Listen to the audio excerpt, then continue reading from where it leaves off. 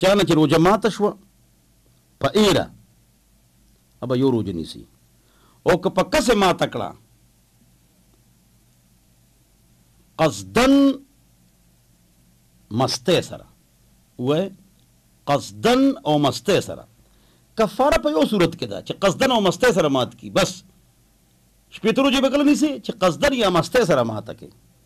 که قصدن ماته نه کې ایره وه نو روژه نه ماتېږي، او که خوله کې د اوبه لرې خیال دی نو روژه خو یاده وه، خو خیال دی نو یو روژه به نیسئ، ځکه چې قصد پکې نشته که نه جي. او مستی نو تا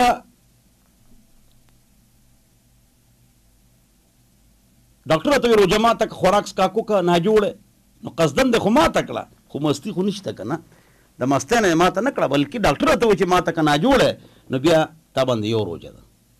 قصدن او مستۍ سره روژه ماتول په دې شپېته روژې دي، بس دین علاوه شپېته روژې نشته. ایک صورت ہے، یو صورت ہے قصدن مستی سے. قصدن دا احتراز شو، قید احترازی چې ایره باندې خوراک تو کو روژه نہ ماتېږي. انما اطعمک اللہ وسقاک، اللہ نے آپ کو کھلایا پلایا، جاؤ مزے کرو بھائی، اللہ دعوت کو تعالی. او که خوله کې د اوبه اچولې او خېټې ته لړې الله روژه ماته شوه، خو کفاره نشته ځکه چې قصدن نو غلطۍ سره او ما یې مستۍ سره. نو که یو کس ته ډاکټر وایي چې روژه ماته که یا خپلې روژه ماته کړه مړ کېږي، دغه دې مړ کېږي او روژه یې ماته کړه، نو د باندې بیا کفاره نشته. نو قصدن او مستۍ سره چې ماته کې روژه، نو بیا هله کفاره ده. بل په څه روژه نه ماتېږي؟ چې په تیلو روژه نه ماتېږي، چې تیل ولګې بدن باندې یا سر باندې، رانجه ولګې روژه نه ماتېږي. غوږ کې اوبه لړی شي یا تیل یا دوایي واچې، دې سره روژه نه ماتېږي. سترګو کې دوایي واچې روژه نه ماتېږي. پوزه کې واچې نه ماتېږي، پوزه کې دوایي واچولو روژه ماتېږي. سترګو کې او غوږ کې نه ماتېږي.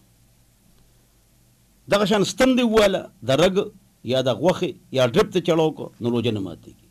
وینه یې چاله ورکړه یا چا نه دې واغېسته نو روژه نه ماتېږي. ستن دې وواله روژه نه ماتېږي. دا شان ګل دې بوی که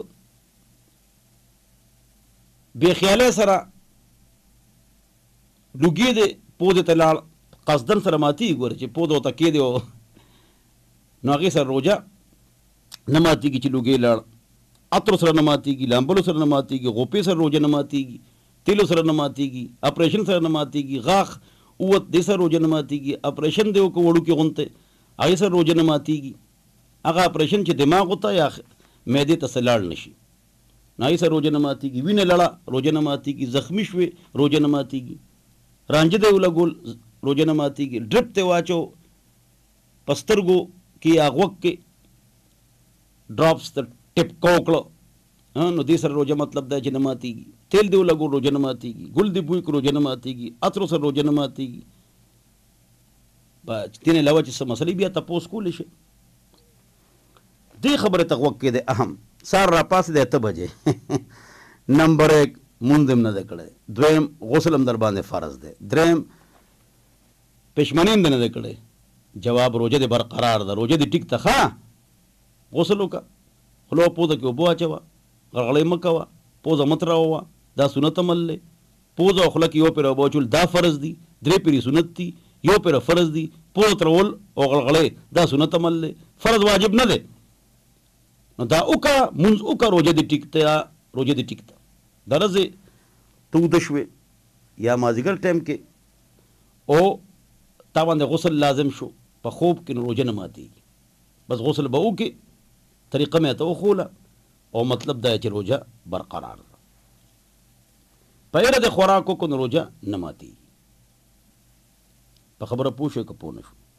په څه روژه نه ماتېږي دا مې ته وویل، هر څه مې ته بیان کړل، او په څه ماتېږي هم تاسو ته وویل. دې نه علاوه